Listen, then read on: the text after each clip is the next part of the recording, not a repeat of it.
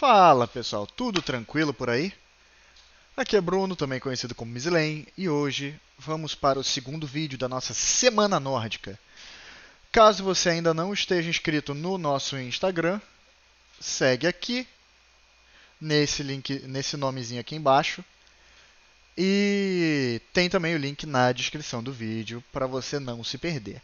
Caso não esteja na descrição, ou caso você não queira ainda tem na capa do canal, bem em cima, os dois links, tanto do Facebook quanto do Instagram, bem fácil para você acessar. Inclusive, você deve aproveitar essa brecha para ver as nossas publicações relacionadas à Semana Nórdica, a cinema, a séries, a várias novidades de várias coisas. E também para participar do nosso super ultra giga mega sorteio, que já está lançado há algum tempinho para vocês. O foco desse vídeo de hoje é Thor na Marvel. Eu acredito que a versão mais conhecida para todo mundo seja a versão dos cinemas. Né? A gente sabe que o grande sucesso que foi todo esse universo cinematográfico da Marvel, né? E toda essa criação e essa modificação de universo, eles criaram um universo próprio dentro da mitologia que já existia da Marvel. Mas como isso muda o mito nórdico do Thor, né? Um ponto interessante é que o Thor, na verdade, ele é um herói criado nos quadrinhos, né? O Thor da Marvel foi criado pelos quadrinhos. Os Asgardianos, eles são como uma raça alienígena, eles são vistos no universo Marvel como uma raça alienígena. E toda a mitologia nórdica, os gigantes de gelo e as outras raças, também são vistos como alienígenas, dentro de um padrão de multiverso. Dentro dos quadrinhos, o Thor ele se parece muito com a história do primeiro filme, até um certo ponto, até quando acontece a invasão no Reino dos Gigantes, eles guerreiam e tudo mais. Porém, o Thor, nos quadrinhos, a punição dele é diferente. Enquanto na série de TV, enquanto no filme, quer dizer, perdão, nossa. Enquanto no filme ele é jogado para a Terra e desprovido dos poderes dele, mas sabendo quem ele é, nos quadrinhos ele é desprovido completamente das memórias dele, ele é retirado das memórias dele, ele recebe uma nova identidade, ele vira o Dr. Donald Blake, que é um doutor, né? E ele tem uma outra história de outra vida, é como se ele tivesse as memórias de uma vida na Terra como humano. Então ele teve que ir para lá, virar um humano, viver como um humano para aprender a humildade, se tornar digno de ser Thor de novo e só então ascender e voltar a ser o deus asgardiano. E é nesse período que ele conhece a Jane Foster, que no universo cinematográfico é uma pesquisadora, enquanto no universo dos quadrinhos ela é uma enfermeira. Então eles trabalhavam juntos. Uma coisa interessante é que a Jane Foster ela não tinha nenhum interesse pelo Dr. Donald Blake. Ela não tinha nenhum interesse romântico pelo Thor na contraparte humana dele. Em compensação, ela é perdidamente apaixonada pelo deus na sua faceta divina, né? Além disso, também tem outros pontos que se assemelham muito, como no segundo filme, quando Thor resolve que ele quer se casar com a Jane Foster. Só que nesse caso, ele a leva para Asgard, só que ele é convencido por Odin de que ela não está preparada para viver entre deuses, que ela não está preparada para viver naquele mundo onde há deuses e poderes e alienígenas e tudo mais. Então ele abre mão desse romance e investe posteriormente na Lady Sif. A Lady Sif, que aparece nos cinemas, que é uma das companheiras de batalha do Thor, ela é apaixonada por Thor e ela nutre essa relação e aceita esse relacionamento entre eles, e ela é uma deusa também. Porém, contudo, entretanto, todavia, ela o relacionamento entre eles também não dá certo por conta das constantes ausências de Thor, que vai para a Terra para batalhar com os Vingadores e seguir com os deveres heróicos dele, né? E outra curiosidade muito interessante é que a Lady Sif, ela não consegue se apaixonar por outro homem que não seja o Thor. E é uma coisa muito curiosa, porque nos quadrinhos existem outros portadores do martelo, e ela inclusive teve um caso de paixão pelo Beta Ray Bill, que é um outro alienígena que conseguiu usar o martelo do Thor, e ela também foi apaixonada por Eric Masterson, que é o outro portador dos poderes de Thor, mais futuro. Uma coisa que também muda muito na história. A gente sabe, né, no caso, que na série, na série de filmes, né, no cinema, o, o Thor ele não participa da Guerra Civil porque ele está no Ragnarok. Né, ele fica perdido nessa situação, né, e o que acontece na verdade? No Ragnarok dos quadrinhos, as coisas são um pouco mais pesadas e sérias. Um pouco não, muito mais pesadas e sérias. E realmente os deuses batalham e morrem e acontecem muitas coisas. E realmente só pouquíssimos sobrevivem. O Thor sobrevive com os poderes dele e de Odin. E se eu não me engano, Loki sobrevive apesar de decapitado. Mas estamos falando de um mundo de superpoderes, quem não pode sobreviver sem cabeça, né? É... Mas o que acontece? O Thor, ele chega a um conhecimento adicional. Acho que muito disso tem a ver com a experiência dele como Vingador e com outros combates que ele já teve, outras histórias que ele já viveu, que os outros deuses não viveram, né? Então ele descobre que o Ragnarok, na verdade, ele é um evento cíclico. Então o mundo acontece e aí depois os deuses revivem e tudo acontece de novo e de novo e de novo e de novo e de novo em ciclos eternos.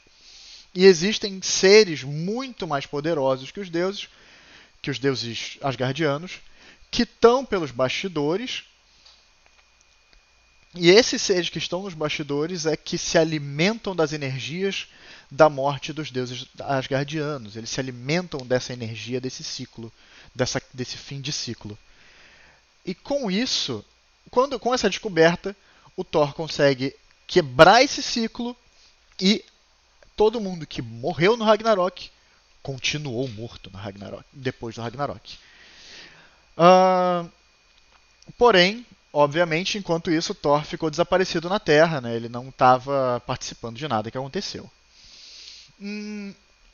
Outras diferenças clássicas, ou diferenças muito importantes, por exemplo, é que no Ragnarok dos quadrinhos não tem aquela participação do Hulk, não tem nada de engraçado ou divertido no Ragnarok. E na verdade o Hulk ele vai para outro mundo, né? Mas eu vou guardar a história de Hulk contra o mundo para uma outra criticazinha sobre guerra civil e histórias, oportunidades perdidas de histórias para se contar do universo Marvel, tá? Então o que aconteceu? Por conta disso, o Thor ele estava de fora. E aconteceu uma coisinha na Guerra Civil que não há no cinema, né? O Tony Stark ele é muito mais, ele consegue ser mais inescrupuloso e mais frio nos quadrinhos do que nos cinemas. E ele, inspirado e obcecado por ganhar essa guerra civil, por mostrar que estava certo e por sair como vencedor, ele usa um fio de cabelo do Thor para criar um clone dele. E esse clone conseguia replicar boa parte dos poderes dele. E esse clone é usado na Guerra Civil, é usado no lado pró-registro, só que ele é defeituoso e ele sai de controle num determinado momento, né? e com essa morte que ele ocasiona, é, meio que dá um ponto de virada na guerra. Todo mundo meio que se pergunta se eles estão fazendo a coisa certa mesmo ou não. Inclusive, Guerra Civil é outro arco que eu vou aproveitar para falar muito, muito mesmo. Ah, mas então, voltando ao Thor, ao nosso querido Deus do Trovão, que está se manifestando bastante hoje nesse clima chuvoso do Rio de Janeiro. Mas, basicamente, o, o Thor, depois do Ragnarok, ele vira um personagem muito mais firme, forte e sombrio. Enquanto no universo cinematográfico ele vira uma caricatura, um personagem cômico, um personagem fraco, um personagem. Ele vira um alívio cômico, por assim dizer.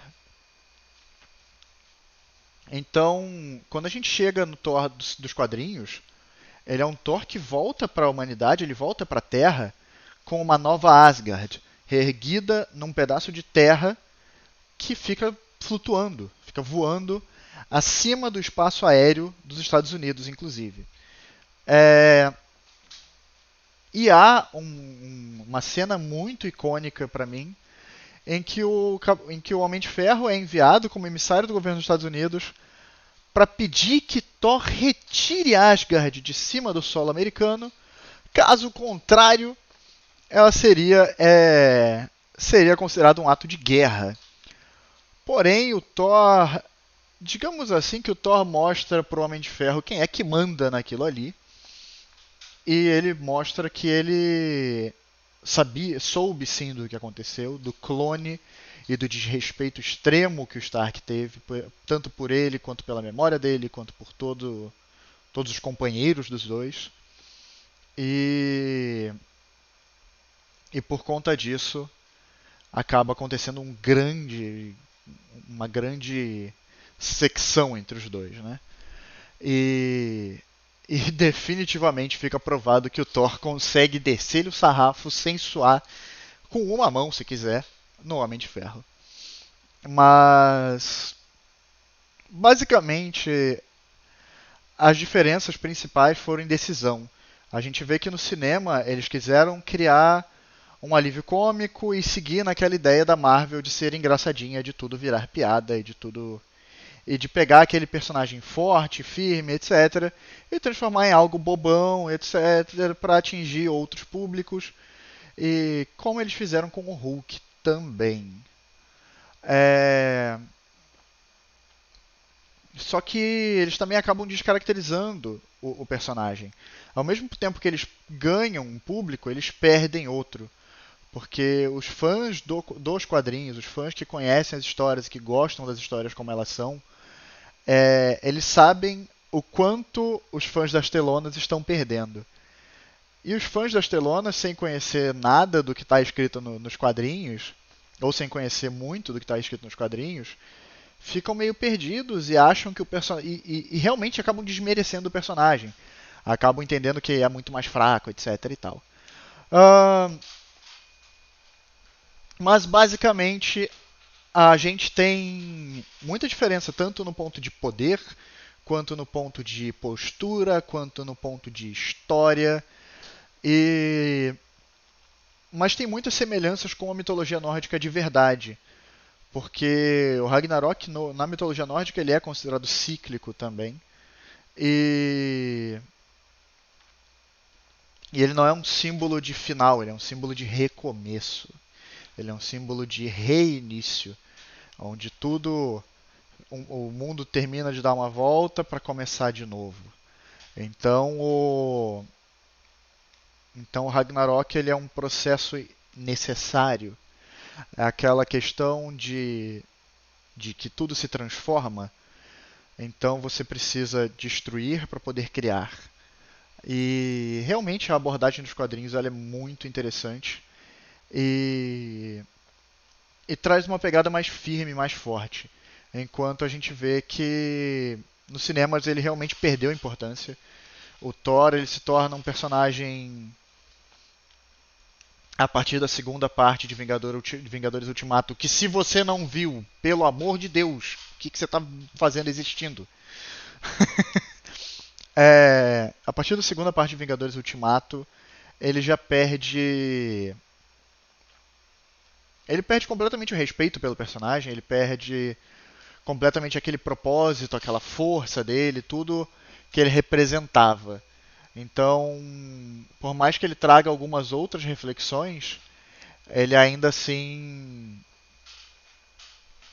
ele já demonstra que vai ser muito difícil contar outras histórias do Thor e que as histórias do Thor sejam levadas a sério daqui adiante.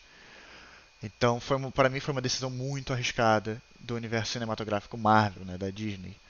Uh, eu acredito que é um que eles estão fazendo com o Thor quase o que eles fizeram com Star Wars, né? Uh, mas é isso, guys. De final, eu recomendo o eu recomendo que vocês leiam os quadrinhos a partir do pré-Guerra Civil, tá?